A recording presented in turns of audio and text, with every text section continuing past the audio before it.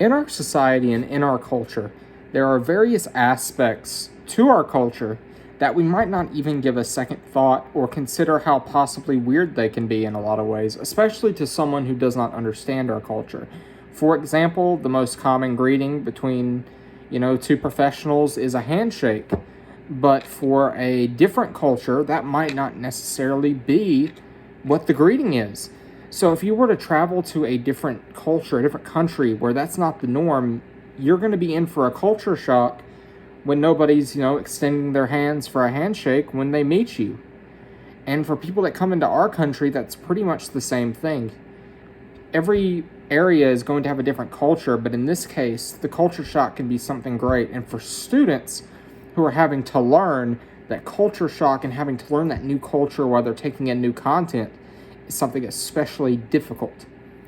And in Brooke Hauser's The New Kids, Big Dreams and Brave Journeys, it really exemplifies that in the 1 year long journey that these students are documented going through. There is, as teachers, there's so much helpful in this because it's an insight into, obviously these are real stories, these are real lives, but obviously not every story is going to be like this, but it's still a glimpse into the situations and the journeys of certain people and certain students we might have kind of like that in the future. So the big reaction that we really had to this was the shock at obviously what little things in our culture we don't pay any mind to, but also the barriers and the difficulties that these journeys that these students had as they went through this year. And this is just a 1 year long journey. So in this presentation, after I summarize the story, we're going to talk about the barriers these students went through in a critical analysis and then solutions to those problems. But who are these students and what do they go through? Essentially, these students go to the International High School in Prospect Heights. And these students, they all come from different walks of life. For example, you're first introduced in the story to Chitsu, who, in her situation, does not really understand a lot of the culture. She's Burmese. She's really recently into the country. So starting off with her at the beginning of the book and introducing us to more people as it goes along. For example, Chitsu is presented at the start as the focus, but as it goes along, we start focusing on more people such as Nong Wong or Harold or Jessica or Mohammed. There are so many people, and Yasmin as well. There are just so many people in this story. Real people with differing stories that are all going on concurrently. For example, there's so many barriers and troubles that these students go through. For example, Mohammed, he goes through so many legal issues within this story and is constantly worried about, deportation because that can ruin his dream.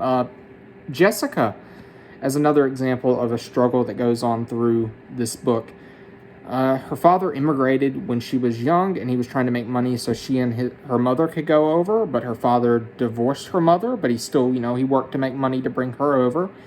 And when she came over, she was a legal citizen, he kicked her out of the house because his new wife didn't like her. So there are so much to these journeys that even happens before, that predates the journeys they go on through this book.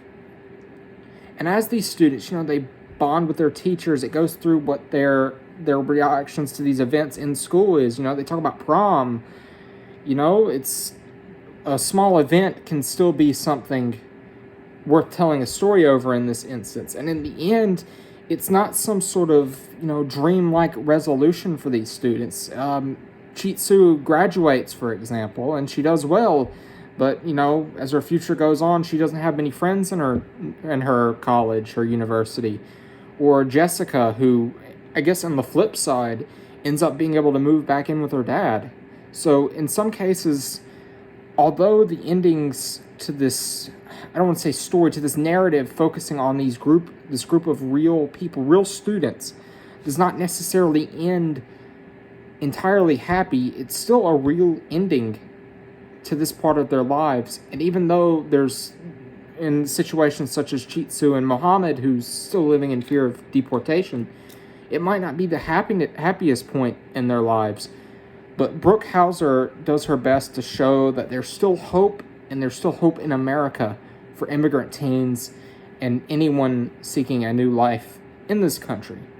So in the next part of this presentation, we're going to have Jake go over the barriers and then Freddie go over the solutions. So I hope you enjoy the rest of our presentation.